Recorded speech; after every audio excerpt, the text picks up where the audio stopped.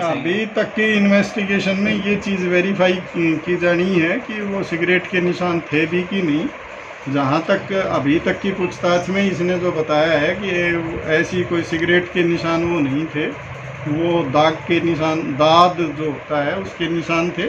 लेकिन हम डॉक्टर से बात करके उसमें स्पेशल उसके बारे में ओपिनियन लेके और उसके आधार पे आगे की इस चीज़ को डिसाइड करेंगे। अभी हम पुलिस रिमांड इसीलिए हासिल कर रहे हैं कि हो सकता है इसने कुछ चीज़ें छिपाई हों, तो उसकी जानकारी लेके और उसको वेरीफाई करके उसके अकॉर्डिंग कार्रवाई। एक सवाल और सर कि किन बातों को लेकर झगड़ा हो रहा था, क्या कुछ इसका खुलासा हो पाया?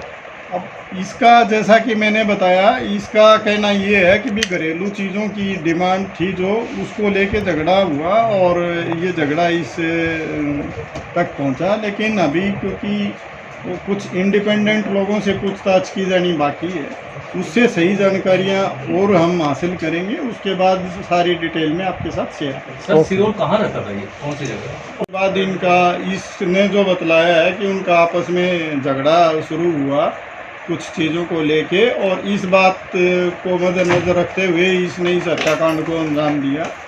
इसने इस बात का भी ध्यान नहीं रखा कि उसकी एक छोटी बेटी है और उसको भी ध्यान में ना रखते हुए इतनी जल्दी ही इसने उस हत्याकांड को अंजाम दिया और इतनी क्रूर करते करते हुए इसने उसको मारने के बाद भी नग्न अवस्था में उसने पैक करके सूटकेस में और यहाँ पे इसलिए उसने फेंका था कि शायद उसकी पहचान नहीं होगी और तो बच पाएगा। सर झगड़ों की वजह मैंने चल उनकी हमने पूरी कोशिश की है अभी, लेकिन क्योंकि अभी एक तरफा जानकारी इससे जुटाई जा रही है, उन चीज़ों को वेरिफिकेशन करने की आवश्यकता है, तो हम उनको वेरीफाई कर रहे हैं। उसके बाद सही वजह का पता करके आपसे शेयर की। सर जब हत्या की थी, झगड़ा कब 2021 में लव मैरिज की थी। सर जब हत्या की थी इस युवती की, इस अपनी बीवी की, उस वक्त क्या इसके घर पे कौन कौन मौजूद था? क्या वो बच्ची भी मौजूद थी वहाँ पर? बिल्कुल, वो बच्ची भी वहीं थी, लेकिन क्योंकि बच्ची तो लगभग 1 साल की है, वो कुछ जानती नहीं और कुछ बताने के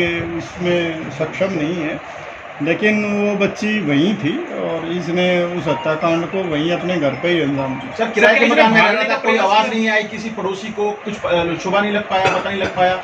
इस तरह की इन्वेस्टिगेशन में अभी जानकारी नहीं मिल पाई है किसी ने और आवाज़ें सुनी हो, लेकिन फिर भी हम इसमें गहराई से सभी एंगल पे अभी हमने इसको गिरफ्तार किया है, रिमांड हासिल करके। वहाँ अड़ोस पड़ोस में भी और भी जो भी लोग इसमें जानकारी दे सकते हैं उन सब से हम पूछताछ करेंगे और जो भी पूछताछ में चीज़ें सामने आएंगी वो इन्वेस्टिगेशन का पार्ट है। सर ई रिक्शा में ये सूटकेस रख के लाया जैसा आपने बताया, तो ई रिक्शा से इसने वहां पर डंप किया या कहीं और लेकर उतरा और फिर घसीट कर वहाँ मौके पर लेकर गया? नहीं, ई रिक्शा से इसने इफ्को चौक पे वो ई रिक्शा से ब्रीफकेस उतार लिया और उस ई रिक्शा वाले को वहाँ से फ्री कर दिया। उसके बाद इसने सूटकेस को वहाँ डंप किया। सर ब्लाइंड मर्डर केस था, कैसे गुड़गांव पुलिस हत्यारोपी तक पहुँचा? देखिए, बिल्कुल ब्लाइंड था इसमें, और सबसे बड़ी बात ये थी कि भी जब तक उस मृतक युवती की पहचान ना हो तो उसमें आगे काम कर पाना बड़ा मुश्किल था। लेकिन फिर भी गुड़गांव पुलिस, हमारी क्राइम टीम, DLF फेज़ 4 की टीम ने काम करते हुए अपने सोर्सेज को लगा के अपनी मेहनत करके 24 घंटे के अंदर ये पता लगाने में कामयाबी हासिल की कि ये कहाँ की और कौन है और इसको मारने वाला कौन व्यक्ति है। ये सब पुलिस के नेटवर्क में काम करते हुए उनकी एफिशिएंसी को दर्शाता है और उनके बेहतरीन काम का नतीजा।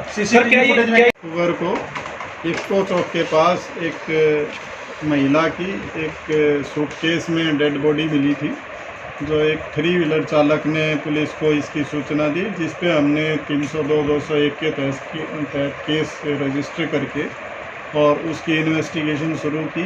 उसकी पहचान नहीं हो पाई थी, काफ़ी मशक्क़त के बाद 24 घंटे के अंदर गुड़गांव पुलिस उसकी पहचान करके और उस जो अपराधी जिसने इस हत्याकांड को अंजाम दिया था उसको गिरफ्तार करने में कामयाबी हासिल की है।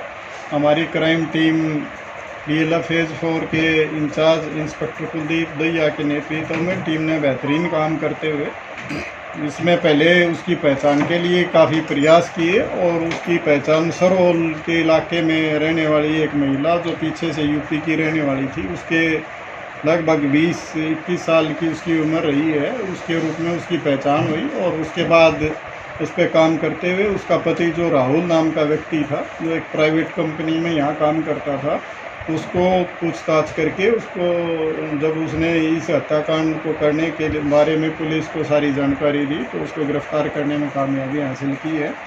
इस व्यक्ति से पूछताछ में ये बात सामने आई है कि इनकी आपस में लव मैरिज हुई थी 2021 में, और उसके बाद इनके झगड़े शुरू हुए। इनकी एक बच्ची भी है, तो उसके झगड़े के परिणाम स्वरूप ही इसने पहले गला दबा के उस अपनी पत्नी की हत्या की, और उसके बाद एक चाकू से उसने इसका अपना नाम अपने हाथ पे लिख रखा था उस लेडी ने, मृतक लेडी ने, तो इसने चाकू से उस जगह को भी काट दिया ताकि इसकी पहचान ना हो पाए।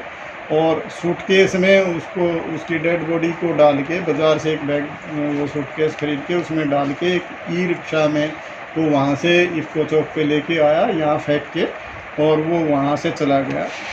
हमने उसको गिरफ़्तार कर लिया है, आज हम कोर्ट में प्रोड्यूस कर रहे हैं। उसका पुलिस रिमांड हासिल करने के लिए अदालत से अनुरोध किया जा रहा है और उसके बाद इसमें आगे की इन्वेस्टिगेशन की जाएगी। हमने जो जिस चाकू से उसने उसका हाथ का वो इलाका काटा था, वो चाकू भी बरामद कर लिया है। बाकी चीज़ों के लिए पुलिस रिमांड के बाद आगे की कार्रवाई की जाए। सर हत्या कब की गई?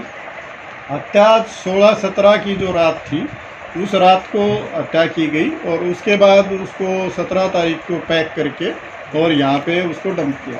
सर शुरुआती तफ्तीश में क्या कुछ इन्वेस्टिगेशन अब तक सामने आया है? क्या प्रमुख वजह रही सर हत्या की?